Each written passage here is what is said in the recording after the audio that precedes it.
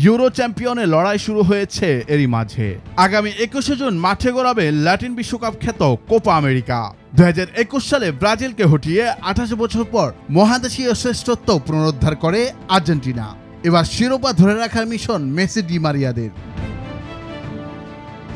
অন্যদিকে ঘরের মাঠে আর্জেন্টিনার কাছে হেরে শিরোপা বঞ্চিত হওয়া ব্রাজিলের লক্ষ্য কোপার 10ম শিরোপা ঘরে তোলা।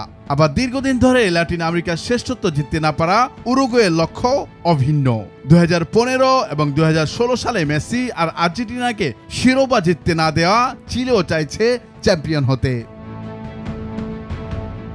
তবে সুপার কম্পিউটার অপটা যে ভবিষ্যৎবাণী করেছে তাতে হৃদয় ভাঙবে অনেকের। সুপার কম্পিউটারটির দাবি লিওনেল মেসির সংগ্রহশালায় বাড়তে পারে আরও একটি আন্তর্জাতিক ট্রফি। তবে ভিনিসিয়াস জুনিয়রও দেখা পেতে পারেন জাতীয় দলের জার্সিতে প্রথম শিরোপা।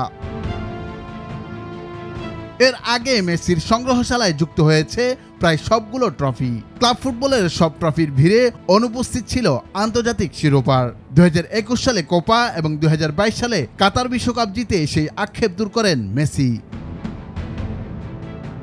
বিশ্ব চ্যাম্পিয়ন হয়ে আরও একটি কোপায় অংশগ্রহণের দ্বার প্রান্তে তিনি।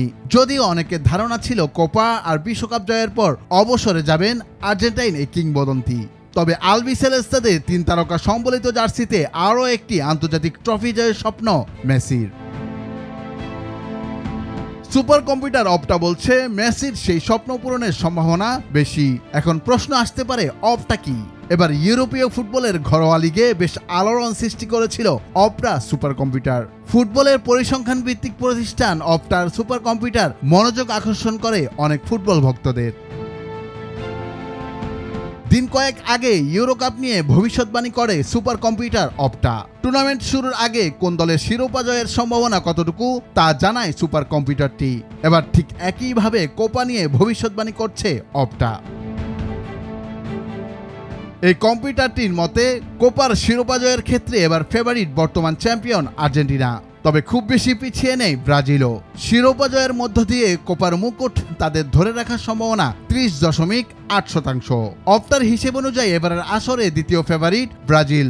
সুপার কম্পিউটারটি বলছে 23.3% সম্ভাবনা রয়েছে সেলেসাওদের কোপার শিরোপা পুনরুদ্ধারের।